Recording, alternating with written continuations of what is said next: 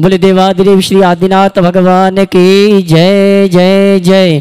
देवादिदेव श्री महावीर भगवान की जय जय जय। संत श्रोमणी गुरुवराचार्य श्री विद्यासागर जी महाराज की जय जय जय।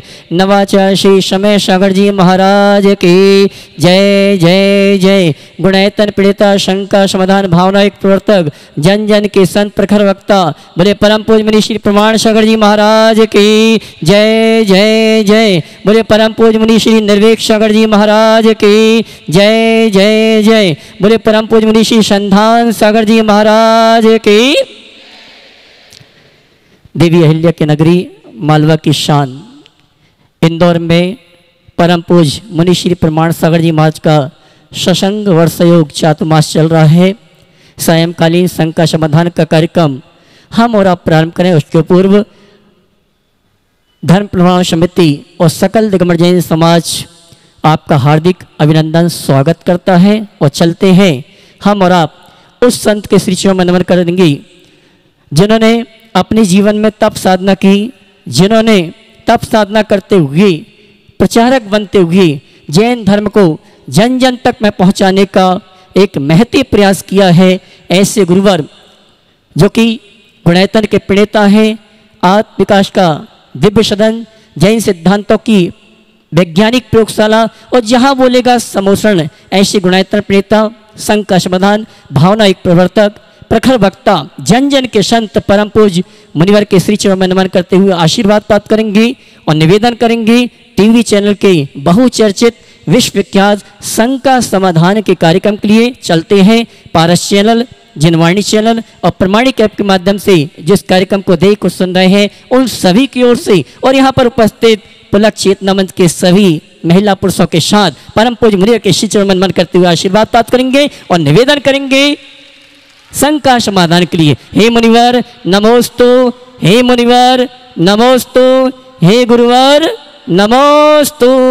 और आइए परम पूज्य मुनिवर के आशीर्वाद से हम और आप संघ का समाधान का कार्यक्रम प्रारंभ करें। उसके पूर्व हमारे बीच में हजारीबाग से भैया अभिमन्यु जी प्रसाद जो कि जाति से जाट हैं लेकिन परम पूज्य मुनिश्री के अनंत भक्त हैं और साथ में जितेंद्र जी जैन मैं सम्मान से आमंत्रित करूंगा। वे आएंगे परम पूज्य मुनिवर के श्री चरणों में नमन करते हुए आशीर्वाद प्राप्त करेंगे और उनके सम्मान के लिए मैं आमंत्रित करूंगा हमारी धर्म प्रभावना समिति के महानिर्देशक भरत जी कुसुम जी मोदी और साथ में आएंगे हर्ष जी और दिलीप जी गोधा, ये आएंगे हमारे सम्मानी। और साथ में हमारी इस चातुर्मास के मुख्य यजमान मुकेश जी पाटोदी, ये आएंगे हमारे सम्मानी भैया अभिमन्यु जी प्रसाद जितेंद्र जैन हजारीबाग। बंधु इनके बारे में कहना चाहूँगा, ये प्रसिद्ध समाज सेवी हैं और गुरुवर से बहुत वर्षों से जुड़े हुए अनंत भक्त हैं। ऐसे भैया अभिमन्यु प्रसाद जी के लिए आप चाहें जोरदार ताली बजाकर उनका सम्मान करें। इसी क्रम में हमारे बीच में मैं आमंत्रित करूंगा अपने स्थान में खड़े होकर गुरुवर का आशीर्वाद प्राप्त करेंगे पुलक मंच परिवार के राष्ट्रीय अध्यक्ष श्रीमती मीना जी झांझरी, राष्ट्रीय संयोजक प्रदीप जी बड़जात्ता, राष्ट्रीय कार्याध्यक्ष अनामिका जी वाकलीवाल अपने स्थान में खड़े होकर गुरुवर का आशीर्वाद प्राप्त करेंगे। और मैं चाहूंगा पुलक मंच परिवार के राष्ट्रीय अध्यक्ष संयोजक और कार्याध्यक्ष का जोरदार ताली बजाकर सम्मान करें। और आइए इसी क्रम में मैं आमंत्रित करूंगा हमारे गुणैतन के यशस्वी ट्रस्टी गुवाहाटी निवासी श्रीमान विजय गंगवाल हमारे बीच उपस्थित हैं। मैं आमंत्रित करूंगा यहाँ परम पूज्य मुनिवर के श्री चरणों में नमन करते हुए आशीर्वाद प्राप्त करें और उनके सम्मान के लिए मैं आवाज़ दूंगा हमारे हर्ष जी, पवन जी और पुलक चेतना मंच के राष्ट्रीय अध्यक्ष प्रदीप जी बड़जात्ता हमारे सम्मानी विजय जी गंगवाल का धर्म प्रभावना समिति की ओर से सम्मान का कार्यक्रम संपन्न करेंगे। और मैं चाहूंगा आप जोरदार ताली बजाकर इनका सम्मान करें। और आइए चलते हैं हम और आप परम पूज्य मुनिवर के श्री चरणों में। और आइए इसी क्रम में मैं आमंत्रित करूंगा हमारे पूज्य संधान सागर जी महाराज की ग्रस्त अवस्था के परिवार के मोहित जी आरती काला जयपुर हमारे बीच उपस्थित हैं। मैं सम्मान सहित आमंत्रित करूंगा वे आए धर्म प्रभाव समिति और सकल दिगंबर जैन समाज इंदौर का सम्मान स्वीकार करें। भाई मोहित जी आरती जी काला जयपुर जो कि हमारे परम पूज्य मुनिवर संधान सागर जी महाराज की ग्रस्त अवस्था के भ्राता हैं। आइए और इनके सम्मान के लिए एक बार पुनः आवाज़ दूंगा हमारे नवीन जी गोधा, साथ में मुख्य यजमान पाटोदी जी और साथ में भरत जी, कुसुम जी, मोदी परिवार। आइए मोहित जी, आरती जी काला जो कि जयपुर से हमारे बीच उपस्थित है, मैं चाहूँगा ऐसे परिवार के लिए जोरदार ताली बजाकर कर सम्मान करें। और आइए चलते हैं हम और आप शंका समाधान का आनंद लेंगे। शंकाएं हमारी आपकी होंगी, समाधान मुनिवर के मुखारविंद से होगा और आपके नाम को आवाज़ देंगे परम पूज्य मुनिवर संधान सागर जी। तो आइए आप सभी की ओर से हाँ जी, आरती जी का, कुसुम जी, मोदी सम्मान का कार्यक्रम संपन्न करेंगी। हाँ जी, जल्दी लेके आओ। दोनों हाथ उठा के जयकार लगाएंगे और शंका समाधान का कार्यक्रम हम और आप परम पूज्य मुनिवर के मुखारविंद से प्रारंभ करने की निवेदन करेंगे। बोले परम पूज्य मुनि श्री प्रमाण सागर जी महाराज की, निर्वेक सागर जी महाराज की, संधान सागर जी महाराज की। आज का शंका समाधान का यह सत्र अपन गुरुवर के चरणों में प्रारंभ करते हैं और प्रथम प्रश्न के लिए आमंत्रित कर रहा हूँ गुणायतन के संस्थापक सदस्य ट्रस्टी हैं आपके इंदौर के ही नितिन जी, दीपा जी सेठी, ऐश्वर्य जिन्नी सेठी, ऐश्वर्य भैया प्रश्न करेंगे और तैयार रहेंगे पूर्वी जैन शहडोल, जिनका नाम लें परिवार के साथ में खड़े हो जाएं और उसके दूसरे वाले तैयार रहें। त्रय मुनिदयों के चरणों में कोटिशः नमन एवं फुल्लक जियों के चरणों में इच्छाकार। महाराज जी, आज प्रातःकालीन के प्रवचन से ही मेरा प्रश्न है। आपने बताया कि सोच बदलने के लिए हमें सकारात्मक होना चाहिए, जिसके लिए ऊर्जा का आपने महत्व बताया।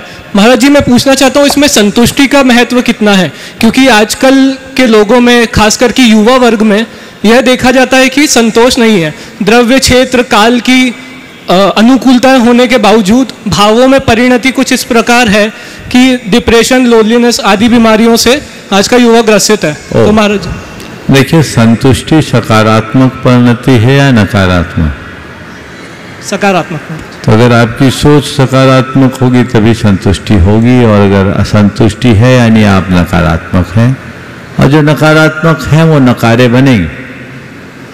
तो आज का युवा जिस दिशा में जा रहा है वो भ्रांत है, वो मृग मरीचिका है, वो अंतहीन दौड़ है, वह केवल और केवल आपाधापी है। हमें चाहिए कि हम उन्हें समझाएं कि भाई बहुत हो गया, अब थमो, थकने से पहले थम जाओ ताकि जीवन को आगे बढ़ा सके। नमस्ते महाराज। पूर्वी जैन शहडोल, उसके बाद दीपा आनंद जी पाटनी सिंगापुर, तैयार रहें। गुरु चरणों मेरा त्रैवार नमोस्तु और छुल्लक महाराज जी के चरणों मेरा इच्छामी इच्छामी इच्छामी। गुरुभाई, मेरा प्रश्न ये है कि जैसे कि गोलाकोट के आदिनाथ भगवान, जहाजपुर के मुनीश्वरनाथ भगवान,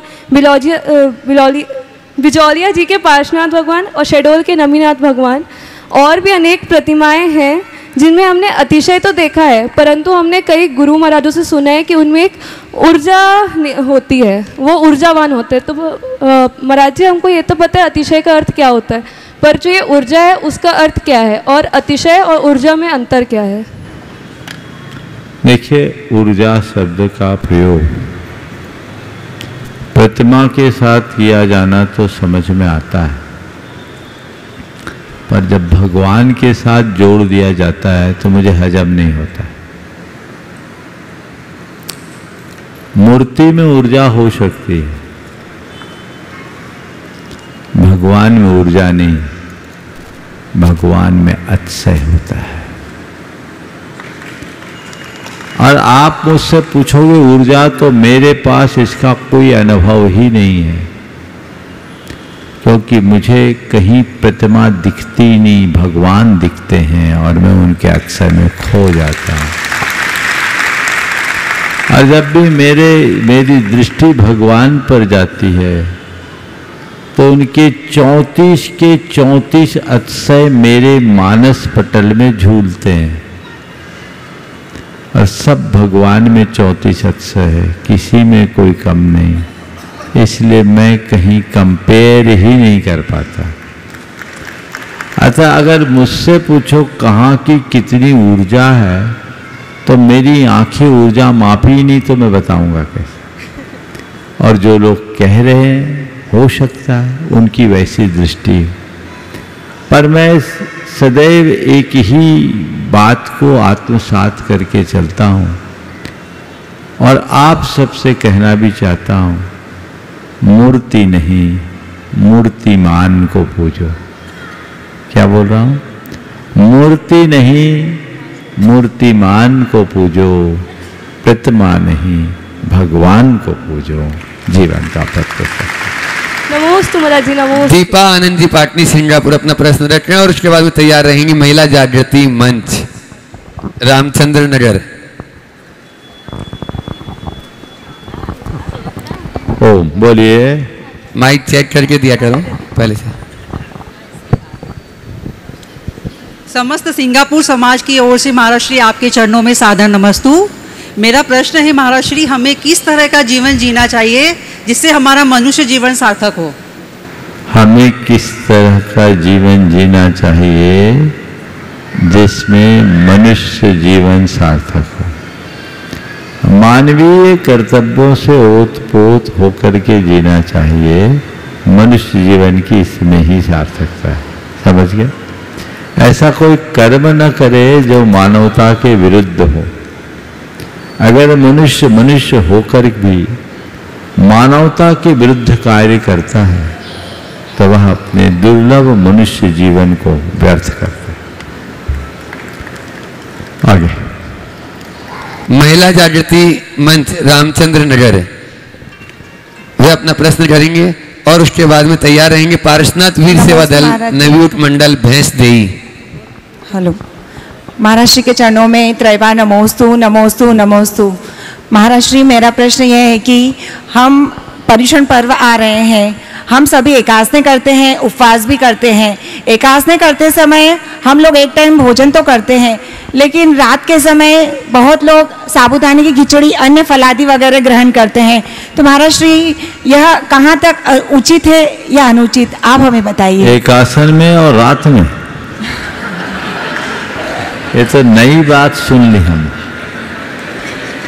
ये बीमारी इंदौर तक ही सीमित हो तो अच्छा है, अगर ये दूसरी जगह चले जाए तो एक टाइम करते हैं, बाकी एकादशी के समय रात में फलादी वगैरह लेते हैं। पहली बात तो सुनिए, 10 लक्षण के दिनों में, मेरी बात अच्छे से सुनिएगा, 10 लक्षण के दिनों में 10 दिनों तक आप उपवास कर सको सर्वोत्तम, एकासन कर सको तो भी उत्तम, पर यदि इतना नहीं कर सको तो दिन भर खाओ, रात में चारों प्रकार के आहार का त्याग कर दो, 10 दिन में 5 उपवास का फल मिलेगा। नमोस्तु महाराज जी। 10 दिन में खा पी के 5 उपवास का फल, बोलो इससे सस्ता कुछ है? हाँ? रात्रि में कुछ भी नहीं लेना। अब रहा सवाल, एक आसन करके रात में लेना, ये तो घोर पाप है। और फिर रात में लेना और उसमें भी साबूदाना की खिचड़ी और गाजर का हलवा, तो ये तो करेला और नीम चढ़ा। अच्छी बात नहीं। दरअसल हम जो भी व्रत उपवास करते हैं वह सब अपनी लालसा के नियंत्रण के लिए करते हैं। अगर आप व्रत उपवास करके भी अपनी लालसा में नियंत्रण नहीं कर पाए तो फिर व्रत का अर्थ क्या रहा? इसलिए मेरा आप सबसे सुझाव है, अब थोड़ा सा नियंत्रण लाना शुरू कीजिए। मैं समझ रहा हूं ये प्रश्न करने वालों ने के साथ ये बीमारी नहीं होगी, लेकिन और लोगों की बीमारी ठीक करने के लिए कर रहे हैं, क्योंकि ये पुलक चेतना है, बहुत पुलकित दिख रही है। और इतना तो पुलक सागर जी महाराज की कृपा से आ ही गया होगा। जी महाराज जी बिल्कुल। मैं ऐसा इसलिए कह रहा हूं कि पूरा देश देख रहा है और आज की आधी सभा पुलक चेतना से भरी है। पूरी सभा पुलक चेतनामय है। कहीं आपके सवाल से लोगों में यह संदेश न चला जाए कि पुलक चेतना वाले ऐसा कह रहे थे, पर मैं आश्वस्त हूं ऐसा तो शायद नहीं होना चाहिए। बहुत सुंदर, एक बार इनका अभिनंदन कर दीजिए। नमोस्तु गुरुदेव। अब जो बात है लालसा त्यागी, रात में खाना और उसके बाद भी जमीकंद खाना महान अनर्थ, और ये सेहत के लिए भी बेहद नुकसानदेह है। जितनी भी चीजें आप लोग खाते हैं वो आपके शरीर में कोलेस्ट्रॉल और अन्य प्रकार के टॉक्सिन्स बढ़ाते हैं, बीमारियों का घर है। भूख से मरने वालों की संख्या नगण्य है, खा पीकर मरने वालों से अस्पताल अटे पड़े हैं। बचिए, बचाइए। शरीर को पोस्ट ऑफिस का लेटर बॉक्स मत बनाइए, चाहे जब चाहे जो उसमें डाला जाए, अंतर्देशी भी, लिफाफा भी, पोस्ट कार्ड भी, जो चाहे डाल दो। नहीं, उसकी एक सीमा होनी चाहिए। इसलिए इन सब का सभी को ध्यान रखना चाहिए। नमोस्तु गुरुदेव। नमो पारसनाथ वीर सेवा दल भैंस दे ही अपना प्रश्न रख रहे हैं, और उसके बाद में अपने जीत में कैलिफोर्निया से आज नीलाभ जी जैन यहाँ पर हैं, वे अपना प्रश्न रखेंगे। नीलाभ, हाँ दे दो, भैंस दही नहीं है, जल्दी दो। नीलाभ जी जैन के बाद में विजय जी डंडवाल गुवाहाटी जो डुनाइतन के ट्रस्टी हैं, वे तैयार रहें। अपने स्थान पर खड़े हो जाएं ताकि भैया हमारे माइक जो पहुंचा रहे हैं वो वहां तक पहुंचा सकें। विजय जी, हाँ बोलो। नमोस्तु महाराज जी। मेरा सवाल ये है कि मेरे जैसे जो लोग बाहर हैं और वो स्वाध्याय करना चाहते हैं, तो किस ग्रंथ से शुरू करना चाहिए और आगे क्या पढ़ना चाहिए, कैसे? देखिए, तुम जैसे युवकों के लिए तो तुम चूंकि यूएस में रहते हैं, युवक यूएस में प्रमाणिक समूह बहुत अच्छा काम कर रहे हैं जी। तो वहाँ एनआरआई पाठशाला से जुड़ जाओ। वहाँ 8 वर्ष से लेकर 60 वर्ष तक के, 80 वर्ष तक के लोगों के लिए अलग अलग लेवल के स्वाध्याय की क्लासेस ऑनलाइन चलती है। आप उसमें जुड़ोगे, आपको सीधा प्रवेश प्राप्त होगा। बहुत अच्छा है। आज बाहर रह कर के भी ये वहाँ रिसर्च स्कॉलर है। शायद क्या कर रहे हो अभी तुम वहाँ पर? जी मैं पीएचडी कर रहा हूँ। किस विषय में? रोबोटिक्स। रोबोटिक्स में। तो बहुत अच्छी बात है। वहाँ रहते हुए अपने संस्कारों को बचाए रखो, बनाए रखो, यही बड़ी उपलब्धि। चलिए, नमस्ते महाराज। विजय जी डंडवाल गुवाहाटी जो डुनाइतन के ट्रस्टी हैं और नॉर्थ ईस्ट के मंत्री भी हैं, वे अपना प्रश्न कर रहे हैं, और उसके बाद में तैयार रहेंगे कृति अपूर्व जैन इंदौर। महाराज जी के चरणों में मेरे और मेरे परिवार तथा दिगंबर सेन समाज गुवाहाटी के नमोस्तु। महाराज श्री, आजकल समाज के जो भी आयोजन हो रहे हैं, आयोजन करने वाले भी हम ही हैं और आयोजन में जाने वाले भी हम ही हैं और आयोजन के बाद में बात करने वाले भी हम ही हैं। महाराज श्री, आयोजन में जाने के बाद जब हम आपस में मिलते हैं तो बात करते हैं कि कल फलाने आयोजन में कोई भी कार्यक्रम रीति रिवाज के अनुसार नहीं हुआ, समय से नहीं हुआ, पैसे की बर्बादी हुई, सारा पैसा इवेंट मैनेजमेंट वाले ले गए, होटल रिसोर्ट वाले किराया लग गया। इतना सब कुछ जानने के बावजूद भी अभी तक अपन सुधर नहीं पाए। मार्गदर्शन दीजिए। ये सब ऐसा ही है कि सब बातें तय हो गए। बिल्ली के घंटे में, गले में घंटे कौन बांधे? परिवर्तन सब चाहते हैं, पहल करना कोई नहीं चाहता। सब गतानुगतिक बन करके जीते। जो ढर्रा अभी चालू हो गया उससे संतुष्ट कोई नहीं है, करने वाला, कराने वाला, जाने वाला, बुलाने वाला सब, लेकिन कर रहे ये सोच कर कि अब नहीं करेंगे तो लोग क्या कहें। सब ने किया इसलिए हमको भी करना पड़ रहा है। अधिकतर आप लोगों से जब बात करोगे तो उनके अंदर से केवल यही आवाज़ निकलेगी, सब कर रहे हैं इसलिए हम भी कर रहे हैं, हमको करना पड़ रहा। मैं आप सबसे कहूँगा कि आगे आइए और इस कार्य के लिए युवा वर्ग को आगे आना चाहिए।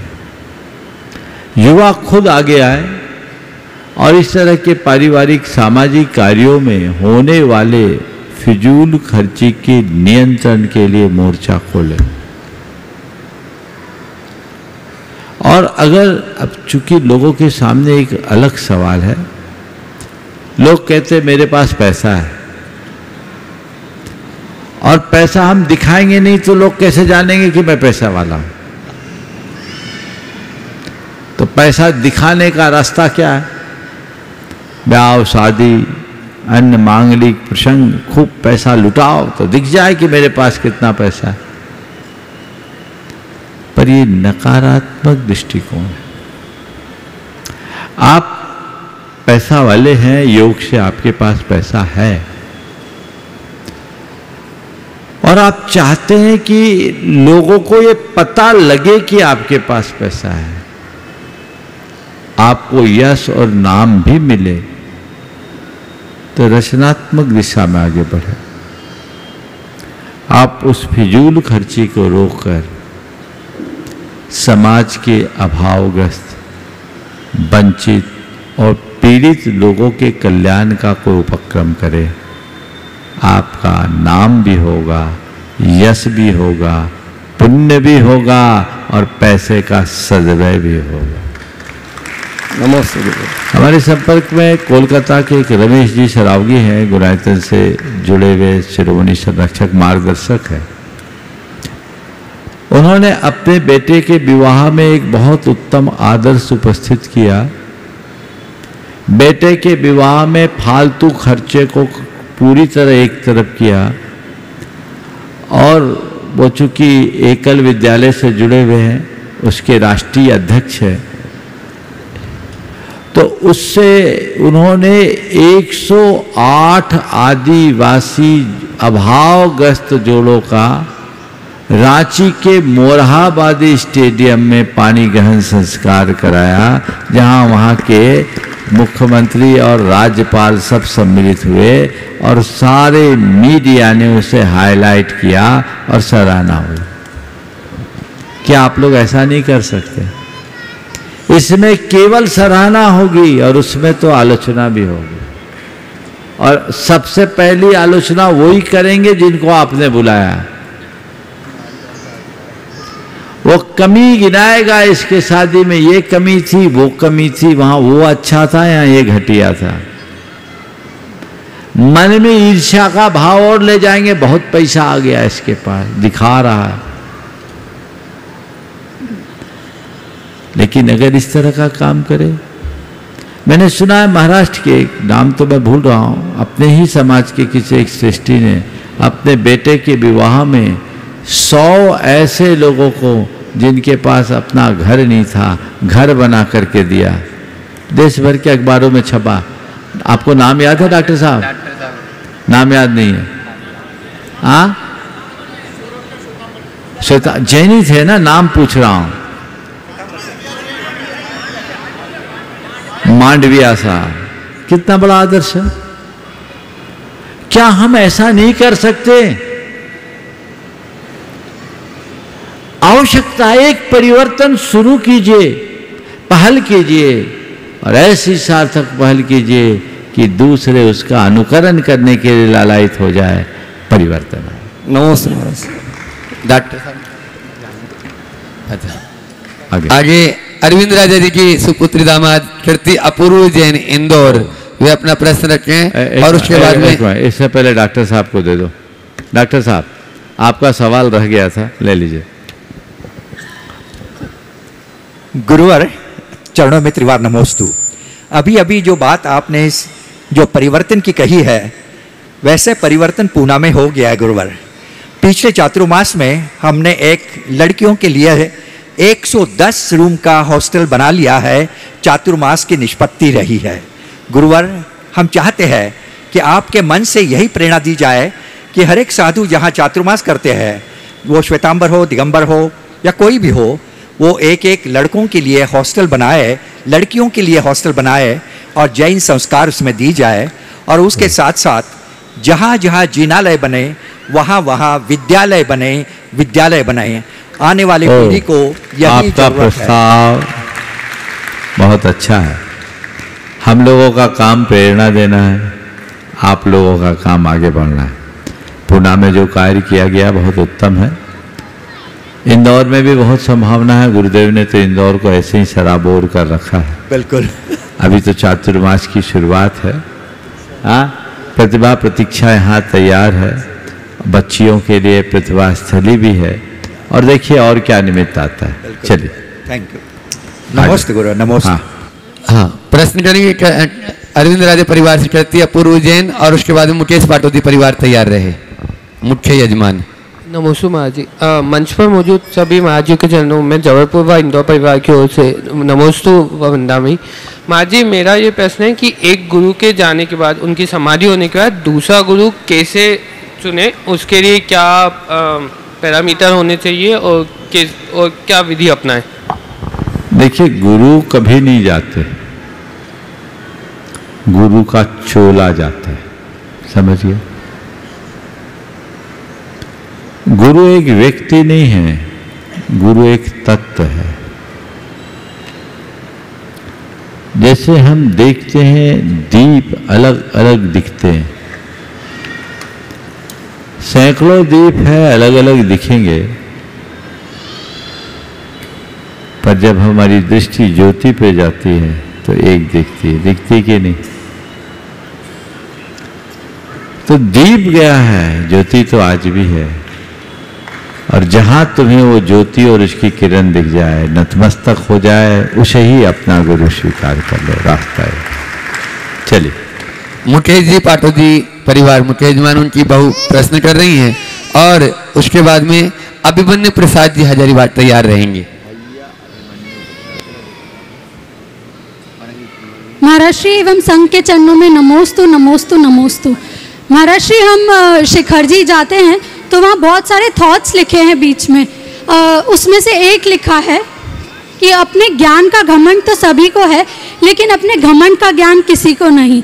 और बात सही भी है, थोड़ा सा ज्ञान या थोड़ी सी सफलता मिलते ही हम अज्जल गगरी छलकत जाए जैसा हो जाता है कि इंसान हर कहीं छलकने लगता है। तो हमें अपने घमंड का ज्ञान कैसे हो ताकि हम अपने आप को छलकने से रोक सकें? देखिए, अपने घमंड का ज्ञान तभी होगा जब हमें अपने आप का ज्ञान हो। मुश्किल ये है कि हमें दुनिया का ज्ञान है, अपने आप का ज्ञान। आत्मज्ञान से ही अहम का विसर्जन हो सकता है। तो यदि अपने अहंकार का विसर्जन करना चाहते हैं तो आत्मज्ञान को प्रकट करो। जानो मैं कौन हूं और मेरा क्या है। मेरे अहंकार का मूल मेरे जीवन की एक बड़ी भूल है। वो क्या है? अपनी काल्पनिक छवि को अपनी असली छवि मानना। घमंड क्या है? किसको बोलते हैं घमंड? बोलो, घमंड का मतलब क्या है?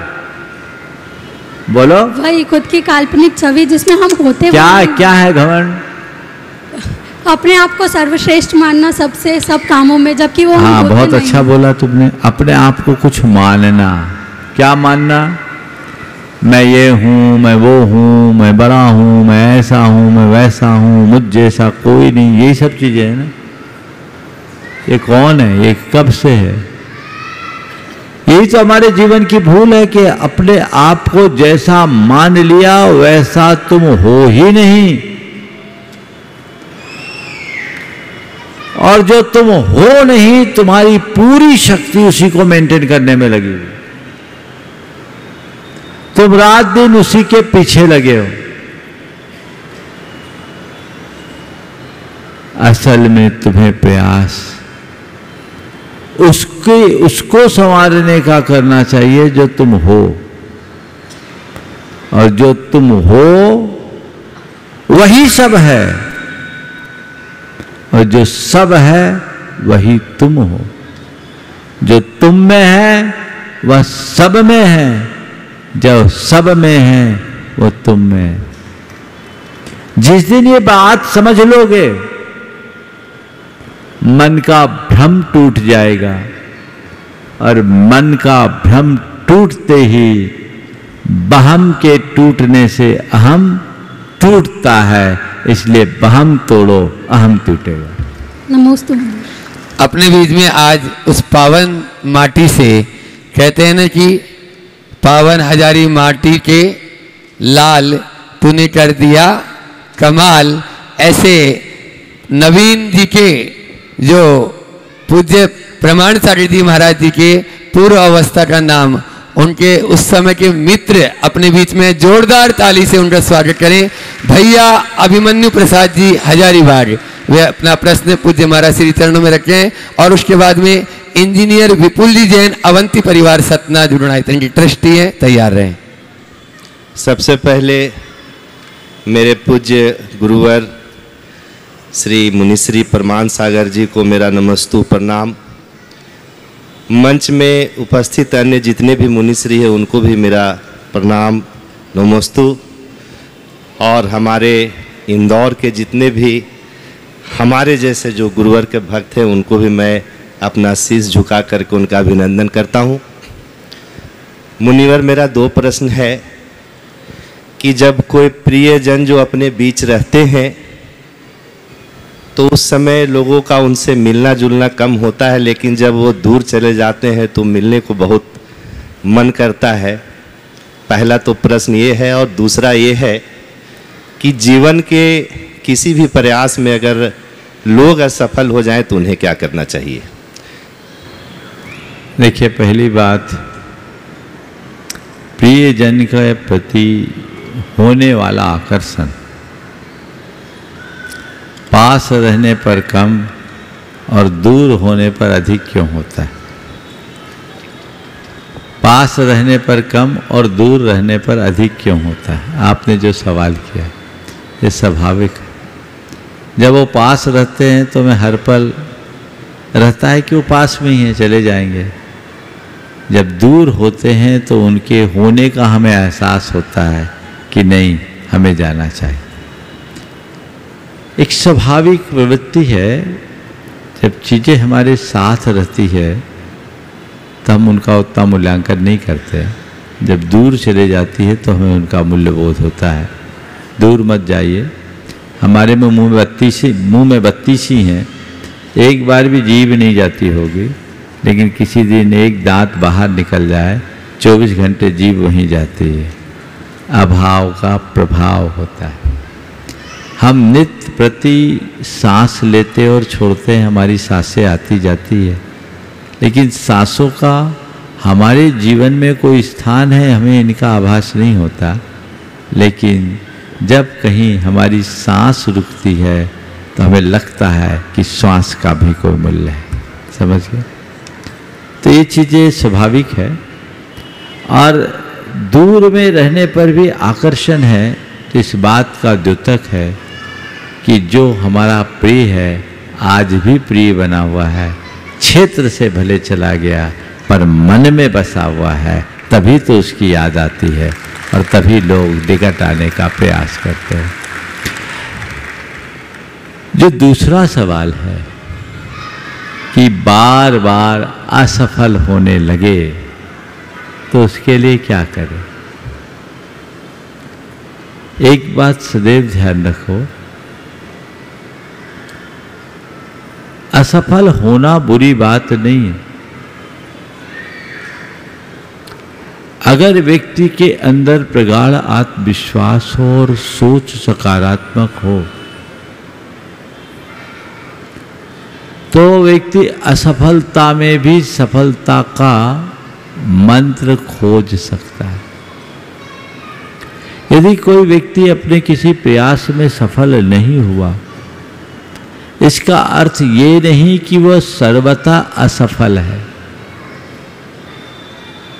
अगर किसी प्रयास में असफल हुआ तो उसे दूसरी बार प्रयास करना चाहिए। दूसरी बार हो जाए तो तीसरी बार, तीसरी बार तो चौथी बार, चौथी बार तो पांचवी बार, अंतिम अवसर तक प्रयास करते रहना चाहिए। हार जाओ मगर हिम्मत मत हारो।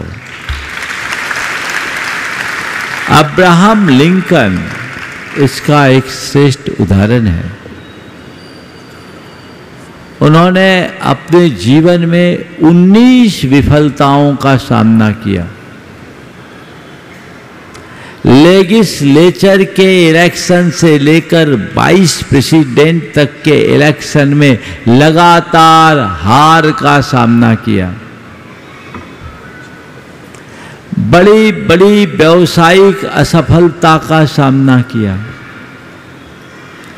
पत्नी की गंभीर बीमारी को झेला। लगातार 19 विफलताओं के बाद भी वो नहीं हारे और 20वीं बार सीधे बढ़े तो प्रेसिडेंट ऑफ अमेरिका के रूप में स्थापित हुए। ये प्रेरणा हम ले सकते हैं। इसलिए असफल होने का मतलब ये नहीं कि हम किसी एक प्रयास में हार गए तो हार गए। असफल होने का मतलब ये भी नहीं कि हम किसी निर्धारित लक्ष्य को प्राप्त नहीं कर पाए तो नहीं कर पाए। हम किसी भी लक्ष्य को पाने के लिए आगे बढ़े, उसकी अंतिम संभावना तक प्रयास करें और कदाचित वो अवसर बंद हो जाए तो एक वाक्य याद रखें, 99 दरवाजे बंद होते हैं तो 100वां द्वार खुलता है। हमारी दृष्टि बंद दरवाजों पर नहीं, खुले द्वार पर होनी चाहिए। जीवन आगे। नमस्ते। इंजीनियर विपुल जी जैन, अवंती परिवार सतना जो ट्रस्टी हैं गुणाईतन के, वे अपना प्रश्न रखें और उसके बाद में श्रुति जैन NRI। हमें कोई अगर जानकारी लेनी होती है तो हम गूगल सर्च करते हैं, लेकिन गूगल जिनको सर्च करता है वो है परम पूज्य प्रमाण सागर जी महाराज। पूज्य मुनि संघ के चरणों में नमोस्तु। महाराज जी, यदि हम वर्तमान परिवेश में शामिल होते हैं तो हमारे संस्कार प्रभावित होते हैं, और यदि हम संस्कारों के साथ जीना चाहते हैं तो पिछड़ेपन की श्रेणी में आते हैं। तो हम या हमारे जैसे अन्य युवा उद्यमी कौन सी जीवन पद्धति अपनाएं जिससे वर्तमान परिवेश में रहते हुए हमारे संस्कार भी सुरक्षित रहे और सफलता के नए आयाम स्थापित कर सकें? हम वर्तमान परिवेश में रहें पर परिवेश को अपने अंदर ना आने दें। मेरी बात को गहराई से सुनना। वर्तमान परिवेश में रहना और परिवेश को अपने अंदर लाना बहुत फर्क है।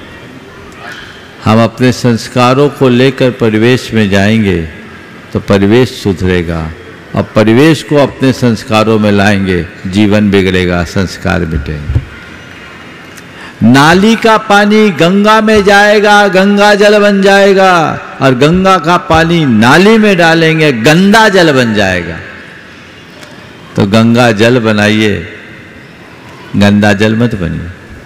कितना भी परिवेश है, परिवेश में हमारे संस्कारों का प्रवाह बहना चाहिए। परिवेश का प्रकोप हमारे संस्कारों में नहीं होना चाहिए।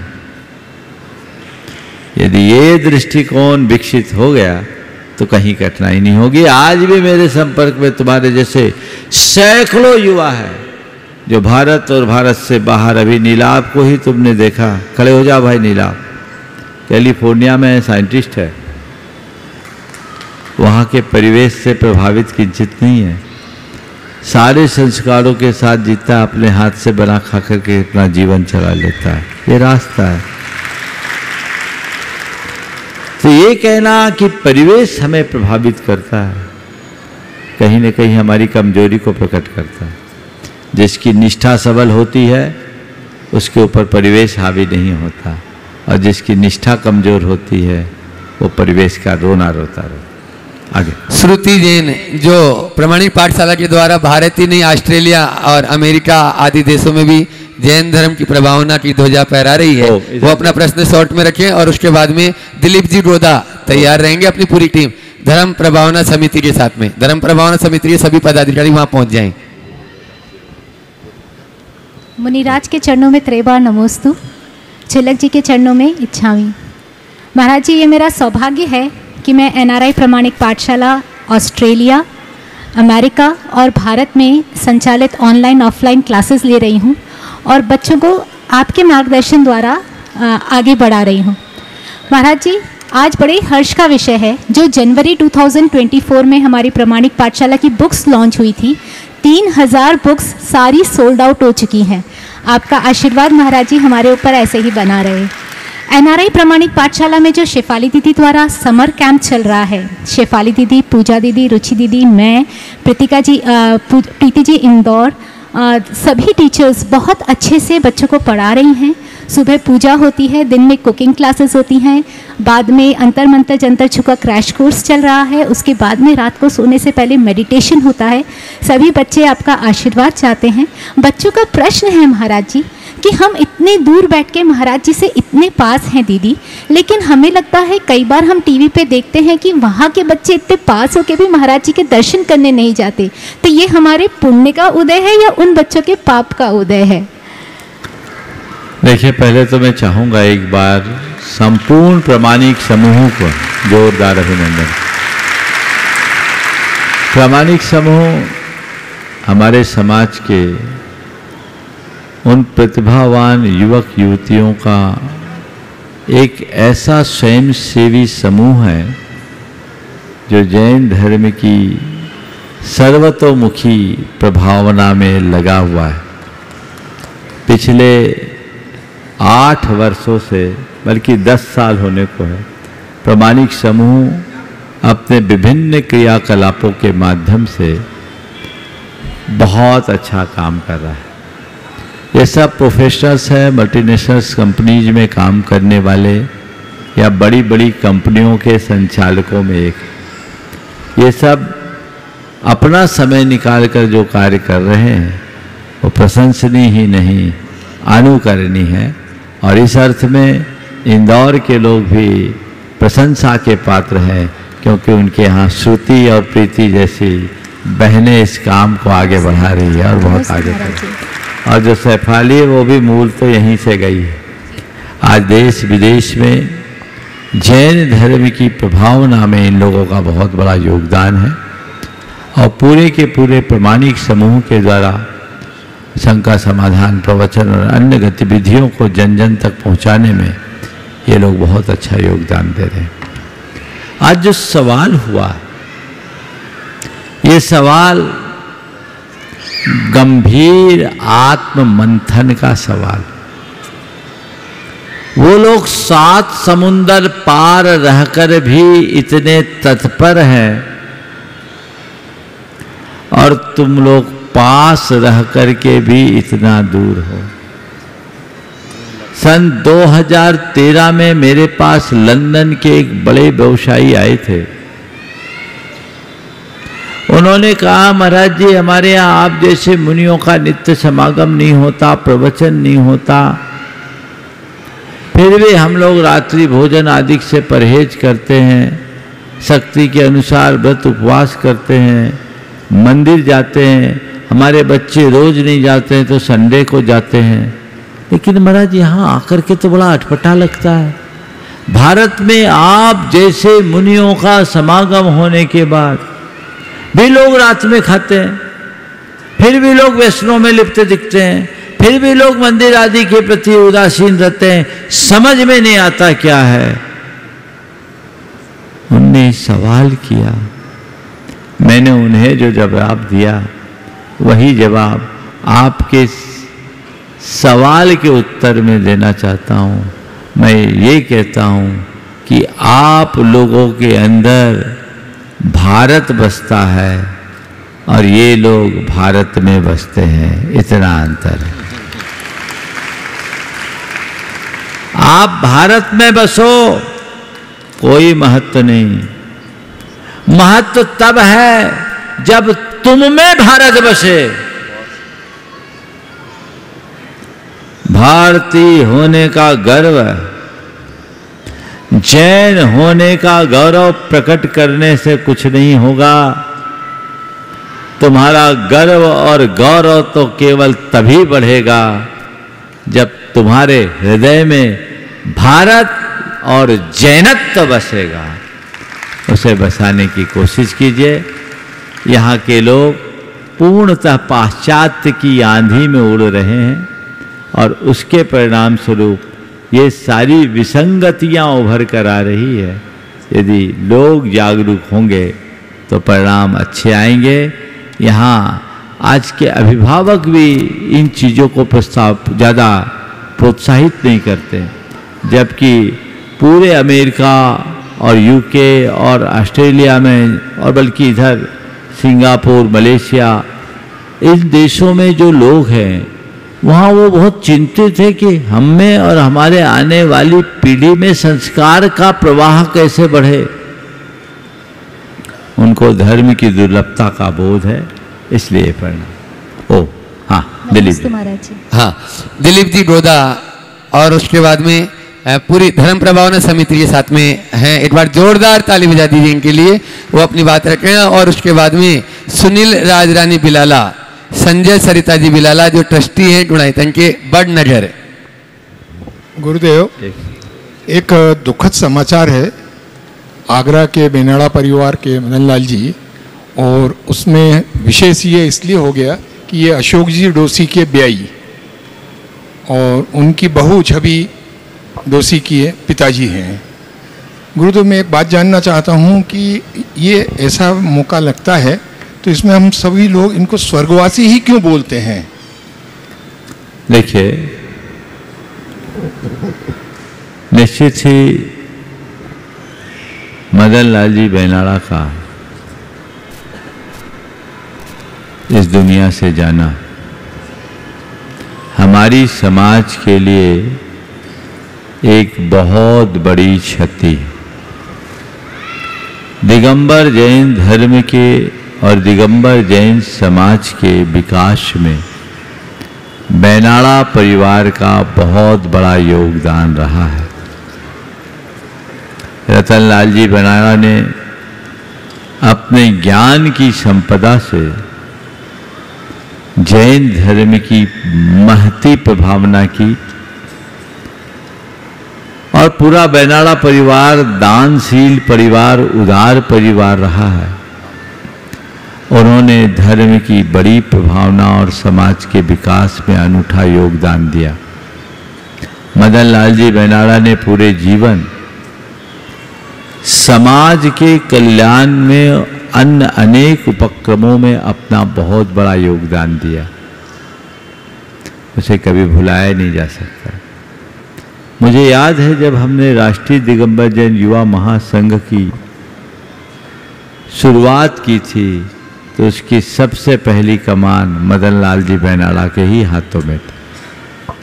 कुंडलपुर के महोत्सव का जब 2001 में कार्यक्रम हुआ तो उस कार्यक्रम की कमान भी मैंने उन्हीं को दिलवाई थी और उनकी अध्यक्षता में इतना बड़ा महोत्सव संपन्न हुआ।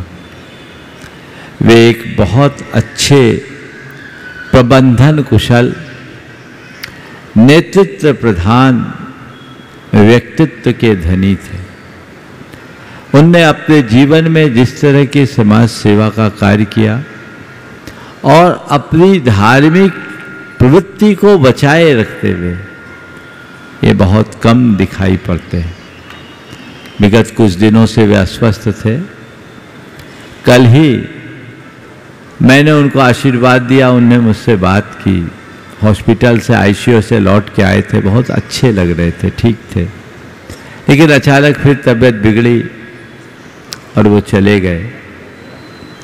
अब आना जाना तो लगा हुआ है, किसी को कोई रोक नहीं सकता। वो चले गए, मैं यही मानता हूँ उनकी पारी पूरी हो गई। वो गए, इसे कोई नहीं रोक सकता, लेकिन मैं इतना कह सकता हूँ कि वे एक अच्छी पारी खेल करके गए। जाना तो हर किसी को है, लेकिन कैसे जाना है ये हमें तय करना चाहिए। उन्होंने धर्म और समाज के लिए बहुत अच्छा कार्य किया है और उनके कार्य उनके भावी जीवन का आधार बनेंगे, इसमें कोई संशय नहीं। इस दुखद घड़ी में मैं पूरे बैनाला परिवार को अपना आशीर्वाद देना चाहता हूँ और उनसे यही कहता हूँ कि इसे नियति की परिणति मानकर स्वीकार करे, क्योंकि होनी को कोई टाल नहीं सकता। और इस घटना को शोक का निमित्त बनाने की जगह वैराग्य का निमित्त बनाए। उनके बच्चों से भी मैं कहता हूँ कि उनके आदर्शों का अनुसरण करते हुए अपने जीवन को आगे बढ़ाए। मेरा यही आशीर्वाद है और अच्छे का फल तो अच्छा ही होता है। सुनील राजरानी बिलाला, संजय सरिता जी बिलाला जो ट्रस्टी एक सवाल। हाँ, और उसके बाद में आज पुलक चेतना मंच के यहाँ पर बहुत से जैसे भी महाराज बिलाला जी रहने दीजिए, पुलक चेतना मंच को मैं चाहूंगा पूरी महिलाएं, उनमें से एक राष्ट्रीय अध्यक्ष मीना झांझरी जी और पूरे पुरुष उनमें से राष्ट्रीय कार्याध्यक्ष राष्ट्रीय संयोजक प्रदीप जी बढ़ जाते हैं, ये खड़े हो जाएं और इनके लिए जोरदार तालियां आप लोग सब बजा दें। क्योंकि समय अब मात्र 2 मिनट ही बचा होगा। पहले से बुलाना चाहिए, इनको पहले बुलाना था।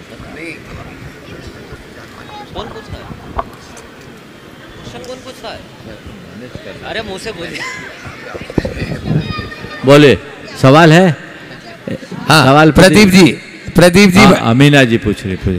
मीना जी झांझरी एक प्रश्न कर ले। मैं चाहूंगा पूरे पुलक चेतना मंच का जोरदार अभिनंदन कर दीजिए। आज अनेकों मंदिरों से, चाहे वो वैशाली नगर हो चाहे नंदा नगर हो, अनेकों मंदिरों से आज ये पुलक चेतना मंच के कार्यकर्ता यहाँ पर उपस्थित हुए हैं। चलिए बोलने दीजिए, बोलिए। पूज्य आचार्य श्री और सभी संघ के चरणों में मेरा सादर नमस्तु। आचार्य श्री आचार्य श्री नहीं, महाराज श्री। महाराज श्री, मैंने 2 दिन पहले एक वीडियो देख रही थी, उसमें एक महाराज जी का संबोधन था कि ये जो जैन धर्म है खाली 100 साल का बच्चा है, न जैन समाज बचेगी न जैन धर्म बचेगा, तो ऐसा कैसे? जो आपने वीडियो सुना है, पहले मुझे सुनाओ तो मैं बताऊंगा। अब क्या बोला, किस संदर्भ में बोला, जब तक मैं नहीं जानूं तब तक कैसे बोलूं। लेकिन यदि उन्होंने बोला है तो जरूर उसका निर्वाह भी किया होगा, और वो बात आपको तार्किक लगती हो तो उस पर जरूर अमल करना। आगे प्रदीप जी। प्रदीप भैया माइक। हाँ। नमोस्तु भगवान, नमोस्तु भगवान। भगवान करीब न जाने कितने सालों से संघ का समाधान देख रहा हूँ और संघ का समाधान की 3-4 बातों से जीवन बहुत प्रभावित हुआ है। वैसे तो बहुत सारी चीज़ों से हुआ, पर इनसे बहुत ज़्यादा हुआ है। जैसे धर्म करो या न करो पर अधर्म न करना, सहज रहना, सरल रहना, तो ये बातें इससे जीवन में और समाज में और संस्था में हमको बहुत फर्क पड़ा। इससे पूरी इतनी बड़ी संस्था भी चलाने में इतना धैर्य रहता है और एक बार भी कभी कोई से जोर से बोला चाली या विवाद नहीं होता है। ये सब आपकी इस संघ का समाधान की वजह से संभव हुआ है। अब भगवान मेरा ये कहना है, ये जो सहज सरल धैर्य अधर्म, ये सब चीज़ें एक पारिवारिक जीवन में, एक राजनीतिक जीवन में, एक सामाजिक जीवन में और एक संगठन में, इन सबको कैसे फॉलो करना है ताकि हम संगठन को ऊंचाई पहुंचा सकें और गुरुदेव और समाज का नाम रोशन कर सकें। देखिए, बहुत अच्छी बात आपने की है। मैं ये कहना चाहूँगा कि हमारे व्यक्तित्व की छाप लोगों पर अपने आप पड़ती है। आप चाहते हैं कि जो चीज़ें मुझ में हैं उसे परिवार, समाज और संगठन में कैसे लाया जाए। अगर हम पक्के बनेंगे तो हमसे लोग प्रेरित होंगे। और आप जैसे प्रेरित हुए हैं वैसे ही लोगों को प्रेरणा मिलेगी, बदलाव आएगा। आप लोगों को कहिए, आपको किसी ने कोई जबरन नहीं बदला। लोगों को चाहिए कि गुरुओं की बातों को हृदय से सुने, और न केवल सुने, उन्हें आत्मसात करने की भी कोशिश करें। यदि ये शुरुआत हो जाती है तो बहुत बड़ा परिवर्तन घटित हो सकता है और जीवन में व्यापक बदलाव भी हो सकता है। समय आप सबका हो गया है, यहीं पर विराम।